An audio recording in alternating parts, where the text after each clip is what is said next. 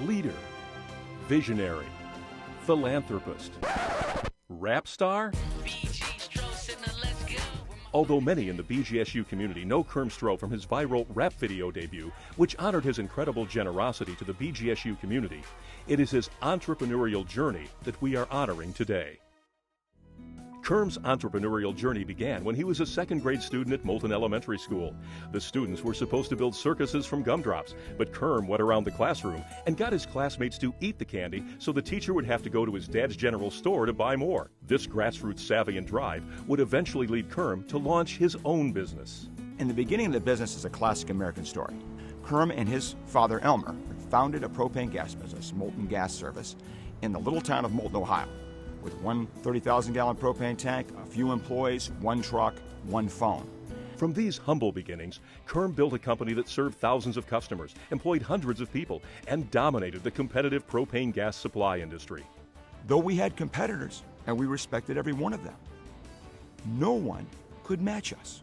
They were on the path to where Moulton wanted to grow because the company was smaller at that time. They had just purchased two companies and they were going to bring those plants together. Growing the business took significant ongoing capital investment. Instead of trying to convince bankers, lawyers, and accountants that the risk was worth taking, Kerm instead made them part of his leadership team and exponentially expanded Moulton Gas Services' scope and reach. It was very challenging. Kerm wanted to have participation from accountants, bankers. That was a risk that paid off even though the bankers were somewhat skeptical. We saw the company go through a lot of different things in acquisitions and expansion into other territories.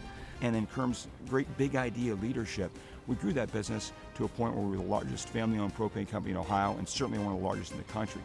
When Kerm paired his team dynamic with a caring approach to both customers and employees, he became unstoppable. He did a great job for us talking about customer service. He knows how to do it.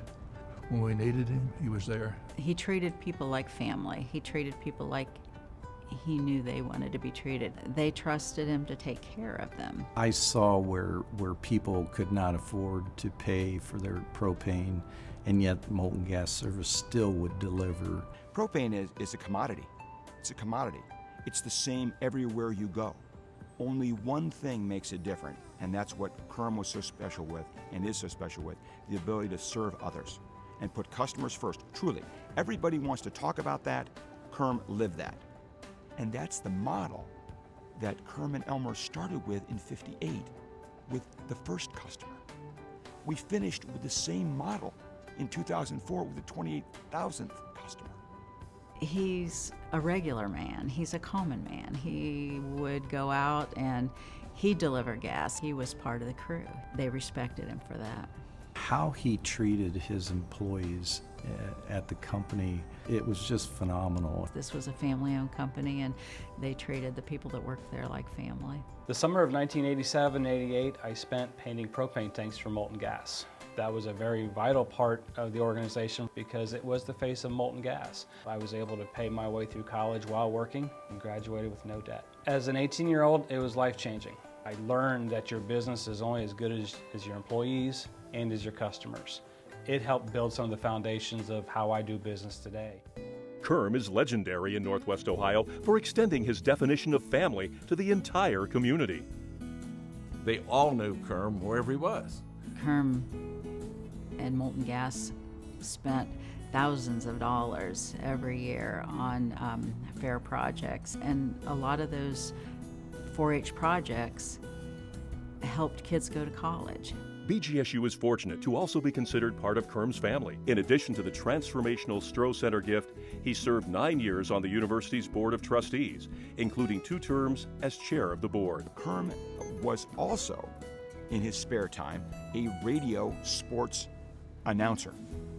Kerm from Worm, W-E-R-M. In the early years in the 1960s, Kerm would come to Bowling Green, to old Anderson Arena, to broadcast high school tournament games. He would make friends everywhere he went, get to that press table, sit down, and broadcast that game. And then later on, of course, as he moved through his other relationships with BG and kept on doing the games, then one key thing happened. Tracy Stroh chose Bowling Green. And when Tracy Stroh chose Bowling Green, Kerm's connection to Bowling Green tightened. And now I sit in a building which came about partly because of that decision. Kerm Stroh, for all you have done for your customers, employees, colleagues, community, and BGSU, congratulations on your 2014 induction into the Dallas Hamilton Entrepreneurial Hall of Fame at Bowling Green State University.